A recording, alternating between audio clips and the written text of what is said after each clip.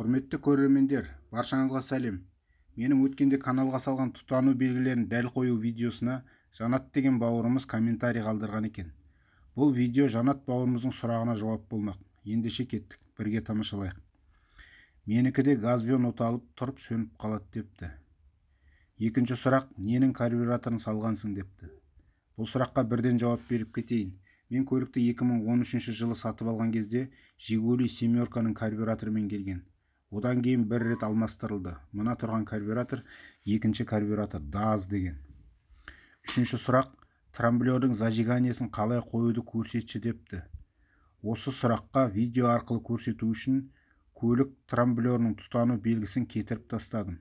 Мінекей, көлік тұтану белгілері дұрыс емес себепті оталмайды.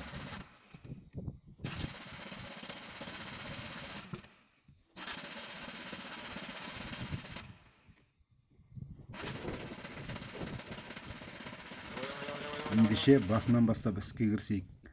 Бірінші кезекте көліктің сол жақ алдыңғы дөңгелегін домкратпен көтереміз де беріліс қорабын беске салып қоямыз. Екінші кезек, көтерілген дөңгелекті қолмен айналдыру арқылы қозғалтқышты қозғаймыз. Қозғалтқыштың артқы жағындағы тесіктен маховиктің айналғанын көріп тұрмыз. Маховикті айналдыру арқылы 0 деген белгіні іздейміз. Оны тапқан соң 0-ді тесіктің шамамен орта тұсына әкеліп қоямыз да қозғалтқыш коленвалының ішкебін қараймыз. Осы ішкептегі сызық белгіні пластмасса қорғаныш қабатындағы бағыттағыш белгінің дәл тұсына келтіреміз. 4 цилиндрлі қозғалтқыштың бірінші тұтану белгісі дәл осылай қойылады. Келесі екінші тұтану белгісіне көшеміз. Ол өткенде айтқандай распредвал ішкебінде. Егер сіздің жағдайыңызда ішкев артындағы пластмасса болса, сол пластмассада бағыттағыш сызық бар. Распредвалдың алдыңғы жағындағы 0-T деген белгі осы сызыққа дәл түсу керек. Менің жағдайымда ол пластмасса жоқ.